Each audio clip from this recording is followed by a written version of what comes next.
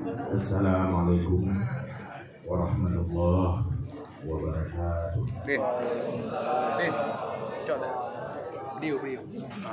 Alhamdulillahilladzi amarna bil ihsani bi fadlillah wal i'tiadi an madhiyatillah wassalatu wassalamu ala rasulillah Muhammadin la nabiyya ba'da wa ala alihi wa sahbihi wa man tabi'ahu.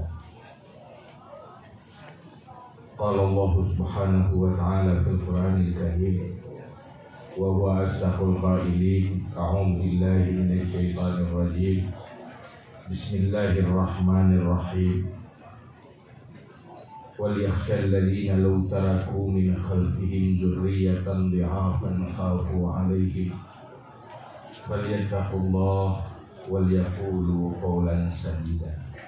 Shadaqallahul 'azim. Rabbi shrah li sadri wa yassir li amri wahlul 'uqdatam min lisani yafqahu qawli. Amma ba'd. Pertama, sama-sama kita memuji dan memuja Allah Subhanahu wa taala, karena dengan takdir dan iradah Allah lah pada hari ini saya sampai di sini dan kita semua berkumpul di sini dalam rangka sebuah acara yang paling mulia dan dipentingkan agama, yaitu silaturahmi antar sesama. Kemudian sekaligus memperingati hari kelahiran Rasulullah Sallallahu Alaihi Wasallam. Juga salawat dan salam kepada Rasulullah Sallallahu Alaihi Wasallam dan seluruh para al dan sahabat beliau sekalian. Berikutnya takzim, takrim dan kemuliaan saya dan kita bersama kepada Bapak Sofyan Jalil. Alhamdulillah beliau juga datang. Tadi mohon maaf kami ada gosip dikit dengan Pak Mustafa kepada Pak Sofyan.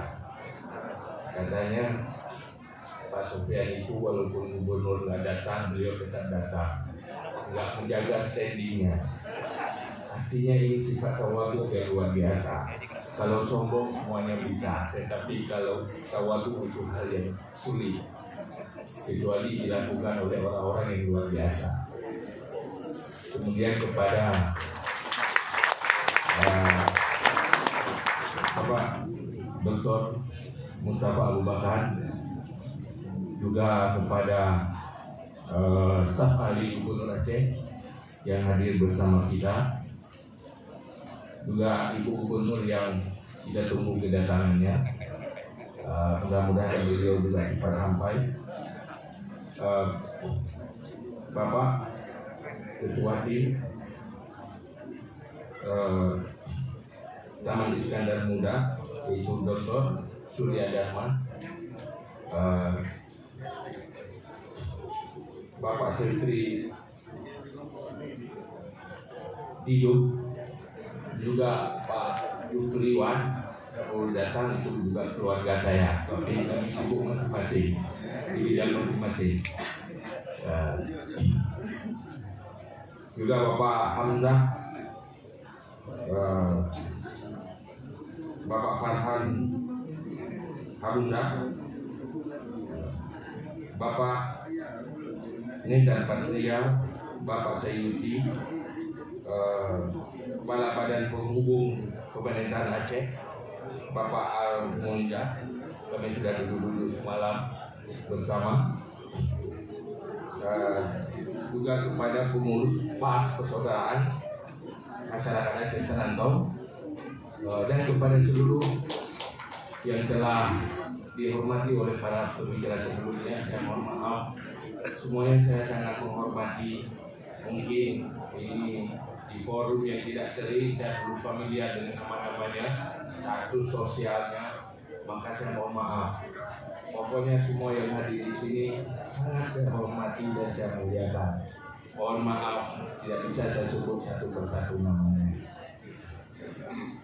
Hal yang paling membahagiakan kita bersama hari ini dan juga saya hadir ke sini bukan yang paling utama untuk berceramah, tetapi silaturahmi dan membangun rasa familiar dan kekeluargaan antar kita bersama.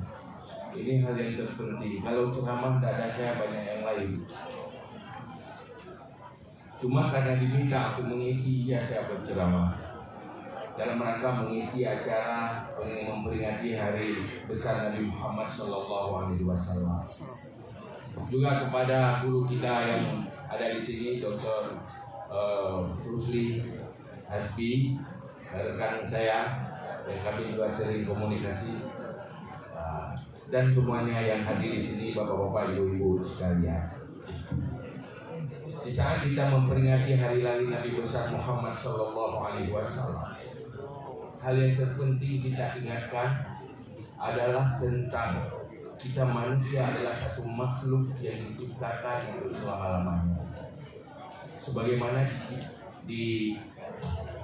dinyatakan oleh Sayyidina Umar di dalam sebuah mimbar khutbah, apa katanya? Antum khuliqtum lil abad. Kamu wahai manusia diciptakan untuk selama-lamanya. Beda dengan hewan dan makhluk yang lain. Kalau yang lain berujung jadi tanah dan menghilang seperti sebelumnya. Tetapi kita adalah manusia yang diciptakan untuk selama-lamanya. Di depan kita ada neraka, di depan kita ada surga, dan di depan kita ada kematian yang kita mulai dengan awal dari fase hari akhir kita. Maka kehadiran Rasulullah SAW dalam rangka itu, kalau persoalan hidup di dunia, cari makan, lanjutkan keturunan, itu jangankan manusia, binatang yang tidak punya akal pun bisa. Mereka juga cari makan, mereka juga melanjutkan keturunan. Manusia juga seperti itu. Tetapi pada diri manusia ada unsur malaikat, yaitu akal, yang tidak ada pada binatang. Dan pada manusia ada unsur binatang yang tidak ada pada malaikat. Maka dalam hal ini kita diciptakan untuk selama-lamanya. Kehadiran Rasulullah dalam rangka bagaimana manusia sadar bahwa diciptakan untuk selama-lamanya. Dunia hanya sementara, dunia hanya numpang lewat, tetapi dunialah yang menentukan bahagia dan malapetaka di masa akan datang. Neraka hasilnya dari dunia, surga juga hasilnya dari dunia. Maka kehadiran Rasulullah mengajarkan kita bagaimana menjadikan dunia mazra'ah lil akhirah. Dunia tempat berinvestasi bagi akhirat. Dunia bukan untuk dunia. Investasi terbesar yang menjadi amal kebaikan yang bisa membayar segala dosa-dosa yang lain adalah akhlakul karimah.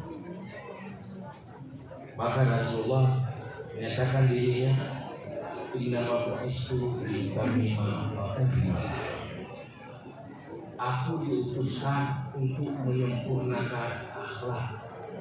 Seakan-akan hanya untuk itu. Dari kata-kata innama. Maka sebanyak apapun ibadah Anda, kalau akhlak buruk tetap jadi isi neraka. Inilah pernyataan dari Rasulullah di saat seorang sahabat bertanya, ya Rasulullah, saya punya tetangga, ibadahnya luar biasa siang malam, tetapi lidahnya menyakiti tetangganya, membuat tetangganya tidak nyaman. Gimana tuh ya Rasulullah? Dakhalana, masuk neraka. Rupanya dosa-dosa buruk akhlak itu tidak bisa dibayar oleh ibadah yang lain. Kekurangan ibadah yang lain bisa dibayar oleh akhlak. Persoalannya, kehadiran Rasulullah hadir di kalangan di saat generasi umat manusia di dalam kehancuran akhlak. Mereka berkonflik, mereka tidak harmonis, mereka saling bersaing dengan persaingan-persaingan yang negatif, yang buruk. Kehadiran Rasulullah itu Maka dalam persoalan itu kita tahu persoalan akhlak ini bukan persoalan kecil, bukan persoalan gampang. Orang cari kaya itu semuanya bisa. Orang cari hebat di dunia semuanya mampu, hampir semuanya mampu. Tetapi untuk memperbaiki akhlak itu tidak semuanya bisa mampu. Karena ini persoalan rumit, maka Allah mempersiapkan seorang hambanya yang paling sempurna untuk itu, mempersiapkan seorang rasul untuk itu. Maka diperintahkan untuk umatnya melanjutkan mewariskan itu. Bagaimana akhlak. Oleh karena itu, persoalan umat Islam sekarang ini persoalan akhlak. Sehingga kita harus mengikuti Rasulullah SAW di dalam membawa misi Islam. Laqad kana lakum fi Rasulillahi uswatun hasanah.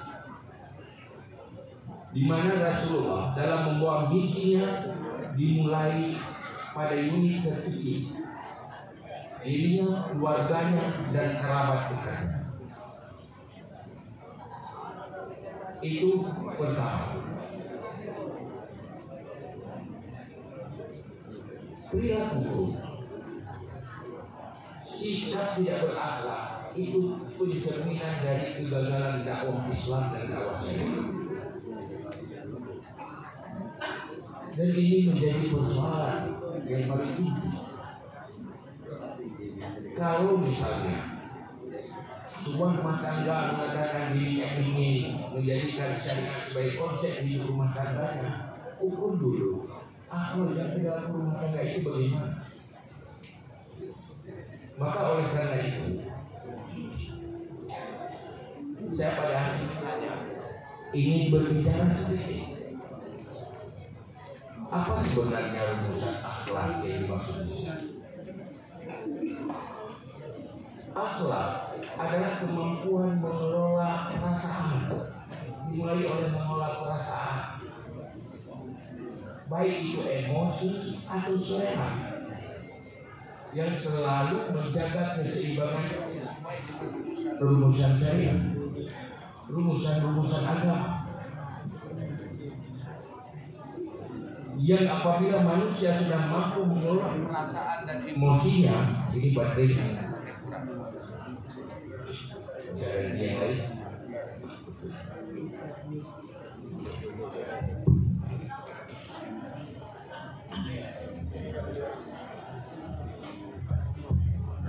Itulah akhlak yang diajarkan oleh Rasulullah SAW. Maka dalam Islam, akhlak itu berfondasi daripada akidah yang benar, kemudian kepada rumusan-rumusan tentang hati dan kejiwaan. Maka kalau orang tahu Islam sebatas standar yang wajib secara general, kalau istilah agamanya fardu ain, insya Allah mereka akan gampang berakhlak.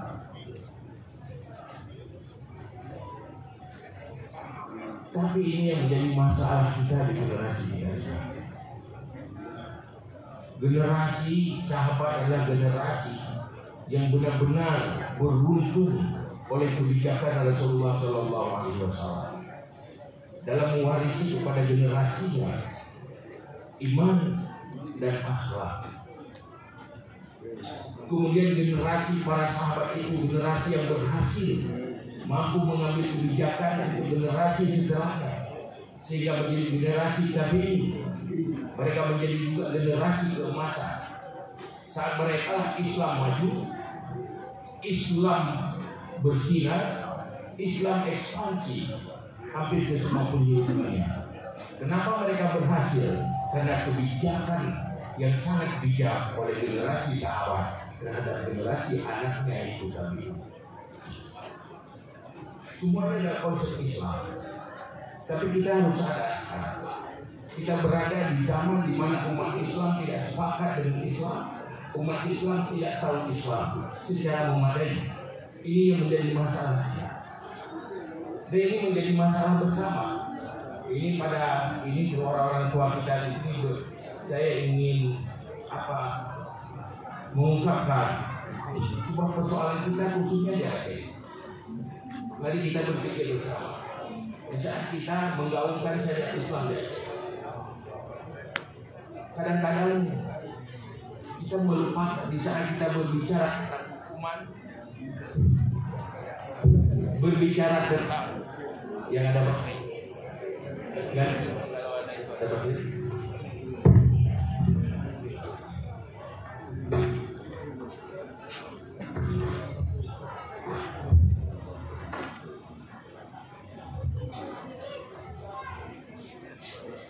Di saat kita berbicara tentang paling bukan hukuman, tapi lupa berbicara tentang pembinaan. Kita lupa melakukan survei pengetahuan mereka tentang Islam berapa persen terjangkau. Ini yang menjadi masalah kita, karena Islam dimulai oleh ilmu yang paling mendasar. Kesuksesannya adalah kesuksesan dari pemahaman tentang itu. Ini ada persoalan di dakwahnya, ada persoalan di pola dakwah kita. Keberhasilan umat Islam di masa sahabat itu karena kebijakan dan keluar biasaan Rasulullah tidak mampu berdakwah. Kesuksesan dakwah itulah yang membuat generasi itu berakhlak.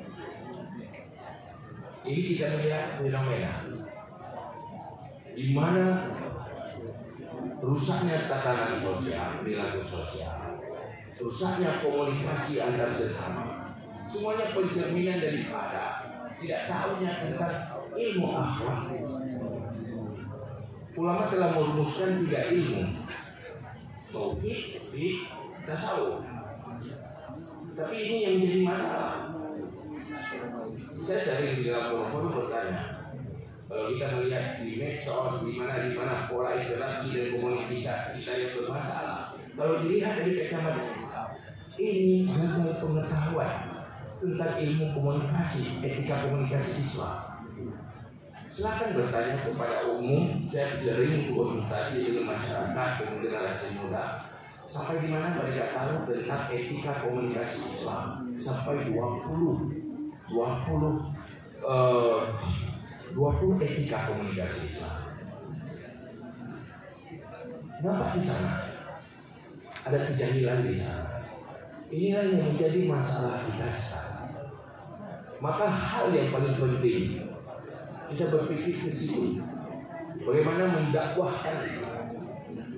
Maka dalam hal itu kita tidak perlu mengeluh dengan apa yang terjadi. Kita berharap semoga kita di sini, ini orang-orang tua seperti saya, ini hampir mati semua. Umur sudah lewat, tinggal menunggu kapan mati. Tapi kita masih punya sisa umur. Sekurang-kurangnya kita menjadi generasi yang mampu mengambil kebijakan yang tepat untuk generasi sekarang. Kesuksesan generasi selanjutnya sangat ditentukan oleh kebijakan generasi sebelumnya. Kesuksesan seorang anak dalam rumah tangga sangat ditentukan oleh kebijakan orang tua. Karena suksesnya anak, suksesnya pasti orang tua. Kenapa anak ini sukses? Kenapa anak ini bisa berhasil? Lihat dulu suksesnya siapa, ketua timnya siapa. Dia kalau ketua timnya bermasalah, suksesnya bermasalah, pasti di sana tidak sukses dia, pasti gagal. Maka hal itu, hal yang paling aneh sekarang. Orang bertanya kalau di Aceh itu ada syariat Islam, tapi kenapa kita tidak tahu? Kalau kita tahu Islam, itu sesuatu yang aneh. Islam itu memberi solusi untuk semua aspek kehidupan, dunia dan akhirat, hasanah fi dunia, hasanah fil akhirat. Tetapi di saat kita menerjemahkan Islam itu eksklusif, maka dia tidak akan memberi solusi bagi semua aspek kehidupan yang lain. Ini yang menjadi masalah. Inilah hal yang perlu dipikirkan. Karena kita tahu Aceh punya kewenangan untuk syariat Islam. Tapi kita harus tahu otoritas syariat itu ada di para ulama.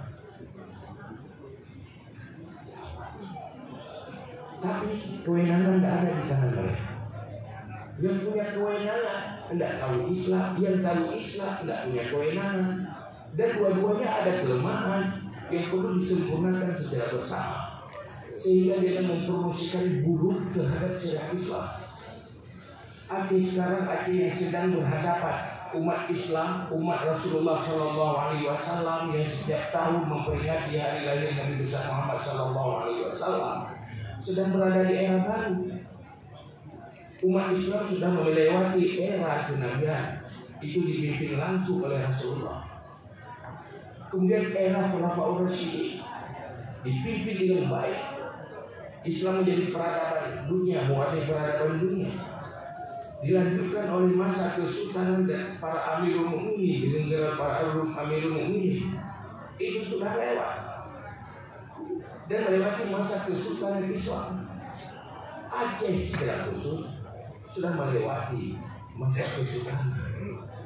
Dulu sebuah bangsa, kini bagian dari negara kesatuan Republik Indonesia, berada di era demokrasi. Kita ditantang.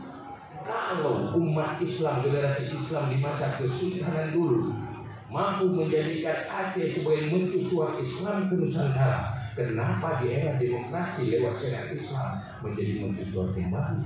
Tentu ada masalah di sana. Kalau kami yang ditakdirkan oleh Allah diberikan ilmu pengetahuan agama, kami menyerahkan diri sendiri. Mungkin ada persoalan dakwah yang perlu disempurnakan, yang perlu dikoreksi kembali, karena kita berada di era baru. Kalau kita tahu Islam, pasti kita optimis bahwa itu solusi bagi semua era. Dia bersifat universal. Maka pada hari ini, hal yang paling membahagiakan kita dulu bersama di saat kita melakukan sesuatu setelah ini. Kalau ini setelah makan selesai, bertemu selesai, hanya sebuah kenangan di tanggal sekian kita buat acara. Tetapi hal yang bermanfaat apa yang kita lakukan bersama untuk Aceh khususnya dan untuk umat Islam untuk selanjutnya ke depan. Sisa-sisa usia kita menjadi generasi yang mengambil kebijakan yang tepat untuk generasi setelah kita, bukan untuk kita nikmati oleh diri kita sendiri. Kita tidak punya waktu lagi berlama-lama di sini. Kita berapa lama lagi kita akan tinggalkan dunia ini selama-lamanya. Tinggal sebuah kebijakan yang menjadi amal investasi kita untuk akhir. Maka mari setelah ini lewat semangat Maulid Rasulullah SAW kita mengambil sebuah hikmah, sebuah pandangan yang benar dalam mengikuti jejak Rasulullah SAW. Di mana kita tahu dalam Al-Quran Allah saja mengatakan, saya berquluna fi dinillahi afwaja. Nanti baru masuk dalam agama Allah berkelompok-kelompok bersuku-suku. Nanti wahyu itu di masa Rasulullah, tetapi yang masuk bersuku-suku bukan di masanya Rasulullah. Itu ada sebuah fondasi yang benar. Keberhasilannya terjadi di saat generasi sahabat, generasi tabi'in, tapi kebijakannya ada di masa Rasul. Di generasi tabi'in, Islam ekspansi dengan pergerakan moralnya, membangun peradaban dunia karena kebijakan tabi'in terhadap generasi tabi'in yang benar. Kita menjadi generasi yang mengambil kebijakan yang tepat untuk modal bagi kemajuan dan manfaat bagi generasi setelahnya. Karena apapun cerita, kebijakan sebuah generasi menentukan generasi kesuksesan dan gagalnya generasi setelah itu. Nasib kita juga tidak pernah lepas dari kebijakan generasi sebelum kita. Kebijakan generasi kita yang tepat membuat kita sukses. Kebijakan yang salah akan jadi bumerang bagi generasi kita. Maka Islam itu berbuat bukan untuk dirinya sendiri, tapi selalu berbuat untuk orang lain. Khairun nas anfa'uhum linnas. Manusia terbaik, manusia yang melakukan kebaikan untuk yang lain. Orang tua terbaik adalah orang tua yang menanam pohon kelapa, bukan untuk dimakan oleh dirinya, tapi dimakan oleh anak cucunya. Itulah orang tua yang baik. Begitulah kira-kira semoga hal ini. Mari kita bergerak koreksi kembali, memperbaiki kembali kebijakan-kebijakan dakwah kita, kebijakan-kebijakan kita dalam menerapkan syariat Islam sudah benar, tidak inklusif dan tidak inklusif, memberi solusi bagi semua aspek kehidupan. Mari semua kelemahan antara kita koreksi. Perbedaan-perbedaan antara kita, mari kita jadikan perbedaan yang saling memperkuat, bukan saling menghancurkan. Kita semuanya berbeda, tetapi mari perbedaan itu saling memperkuat dan saling mengisi, bukan saling menghancurkan. Kegagalan akhlak adalah di saat manusia tidak mampu menjadikan perbedaan itu saling memperkuat, tetapi mereka saling menghancurkan. Persatuan dan kesatuan, keharmonisan itu hanya terjadi di saat dakwah akhlak sukses. Konflik dan tidak harmonis diawali oleh kegagalan akhlak. Sebuah rumah tangga akan harmonis kalau benar-benar terbangun akhlak di dalamnya. Bukan oleh materi. Materi tidak akan menjamin kebahagiaan dan keharmonisan dalam rumah tangga. Tetapi materi yang difondasikan oleh akhlak akan menjadi sumber kebahagiaan dunia dan akhirat. Maka persoalan kita melihat Islam mau bisa membuat semuanya jadi makhluk sukses, bahagia apapun status sosialnya. Orang kaya masuk surga dengan kekayaannya. Orang miskin tidak masuk surga dengan miskinnya. Orang susah masuk surga dengan susahnya. Orang senang masuk surga dengan kesenangan dan nikmat dan bersyukurnya. Islam hadir menyelamatkan semuanya, tetapi kemiskinan, miskin harta, apabila diiringi oleh krisis iman dan akhlak akan jadi bumerang dan malapetaka. Al-faqru aqrabu ilal kufri. Kemiskinan lebih dekat kepada kufur apabila kemiskinan itu berada pada pribadi yang krisis iman dan akhlak. Tetapi kemiskinan pada pribadi yang punya iman dan akhlak akan menjadi modal yang paling menyukseskan di akhiratnya, menjadi makhluk yang paling pertama masuk surga. 500 tahun awal masuk surga yang miskin di dunia, tapi syarat dengan miskin akhlak, dengan miskin iman, dengan miskin ilmu, penderitaan dunianya Allah hadir dibalas dengan lebih duluan masuk surga setengah hari. Udah yakin yang gagal ya, yang mengusulkan kalau mengundi, yang kaya-kaya gagal kalau ribut. Ide curah tidak mau, kalau gua berarti beda 5 tutur. Tidak usah mengeluh, tidak usah putus asa. Kalau memang kita diciptakan dari manusia miskin, jangan salahkan siapa-siapa. Memang diciptakan untuk miskin, tetapi tidak apa-apa. Orang miskin berada di dalam komunitas yang berakhlak, terbangun status sosialnya. Maka sekarang yang perlu dakwah sosial itu harus kuat. Bagaimana membangun kesadaran sosial? Karena yang memang diciptakan untuk miskin sulit diperkayakan. Coba lihat Mas Pendeli, ya kan? Para orang ambil kebijakan. Memang dia diciptakan cukup syarat miskin, syarat KTPI. Jangan ada kekayaanmu. Kadang cedera punya, mulai kadang dia bangai punya, punya kedua. Dia cara gajinya memiliki peningkatan ekonomi denganku. Tetapi kalau mereka berada di lingkungan yang punya peradaban sosial, mereka tetap ada yang peduli. Sehebat apapun kita, belum tentu anak cucu kita hebat seperti kita. Mungkin lahir dari bergantung kecil. Mungkin lahir manusia yang cacat. Bagaimana kalau dia lahir dalam lingkungan yang tidak membangun peradaban sosial? Siapa yang mau bangun itu generasi sebelumnya untuk anak-anak cucu kita? Lu jangan jalan kampung. Jalan kampung dulu bakal berjaga. Jadi dulu berjaga. Kau boleh juga kau pergi balik kau dia pulang dia lu belum bawa hidup. Dia dunia sedang mengisi juga. Dia penderitaan. Sama Pak, oh itu ajar bro. Anak dengan duduk yang duduk aja. Jadi cekar, ini keturunan aja. Kok dia dulu sana yang saya cerita keturunan jauh. Lagi dia orang tujuh aja kalau konkret. Jadi problem tadi itu aja. Ini masalahnya. Enggak ada yang peduli. Dia lain sikap hidupnya individualis. Ya, seperti perkara Islam, hak jiran, hak keluarga semuanya dilakukan. Itu artinya apa? Belum tentu orang-orang hebat sekarang pada cucunya menjadi petani miskin yang menderita. Tetapi kalau orang tuanya mampu melestarikan peradaban sosial, mereka akan dipeduli oleh siapapun. Kalau hidup dalam lingkungan Islam untuk semuanya. Maka ini sebenarnya yang penting. Yang penting dibangun kembali.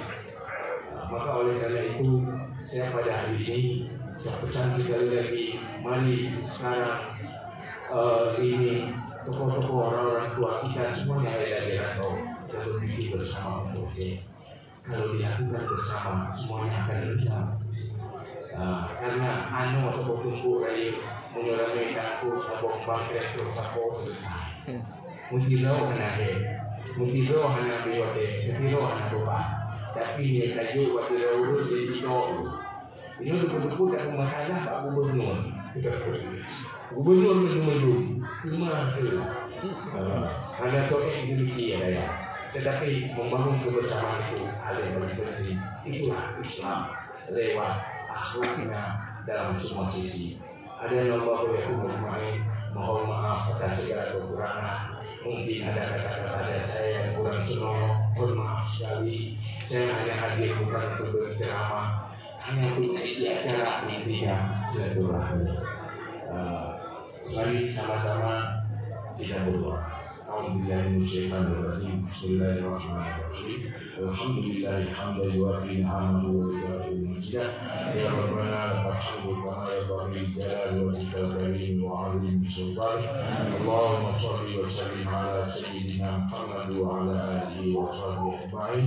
Allahumma inna nastaudi'uka ma 'allamtana fatud ilayna 'inda ihtiyajina ilayhi wa la tunsina abada bi rahmatika ya arhamar rahimin. Allahumma inna nas'aluka an tunawwira qulubana bi nuril ilmi wal fahmi wa an tunawwira qulubana bi nuril ma'rifati wa an tashrah sudurana wa tasara umurana wa an taqdiya hawaijana wa an tu'afiyana min jami'il ahwal wal afat wa an tatlufa bina bi qada'ika ya rabbal alamin.